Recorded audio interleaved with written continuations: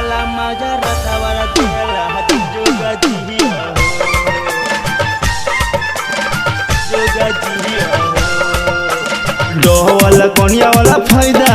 जीजा तोहरे दलिया हो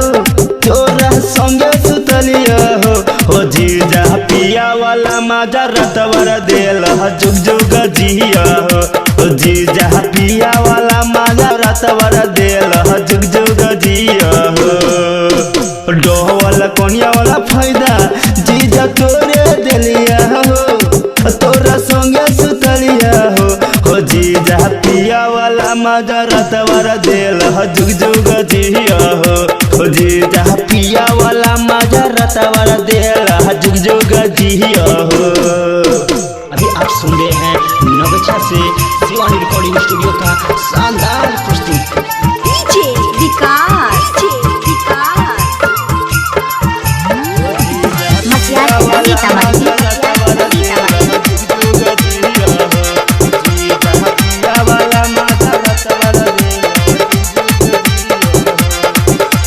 सोची सोची के दीदिया के बगल रे गेल हो मोहे मन पगल हो जीजा पिया वाला मजा रता वाला दिल जुग जुग जिया हो जीजा पिया वाला मजा रता वाला दिल जुग जुग जिया हो। सोची सोची के दीदिया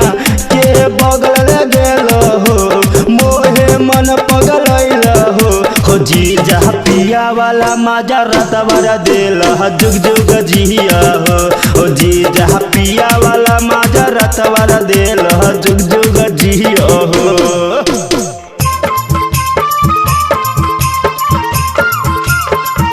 डीजे विकास जीजा पिया वाला मजा रता वाला दिल जुग जुग जिया हो जीजा सैया वाला मजा रता वाला दिल जुग जुग जिया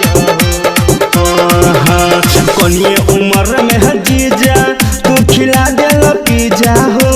कोई लहरत वरना तीजा हो जीजा पिया वाला मजा रता वाला दिल जुग जुग जिया हो जीजा सैया वाला मजा रता वाला दिल जुग जुग जिया हो। कोनिए उम्र में है जीजा तू खिला देल पिज्जा हो चंदू मिका के बीजा हो जीजा पिया वाला मजा रता वाला दिल जुग जुग जिया हो जीजा पिया वाला मजा रता वाला दिल जुग जुग जिया हो।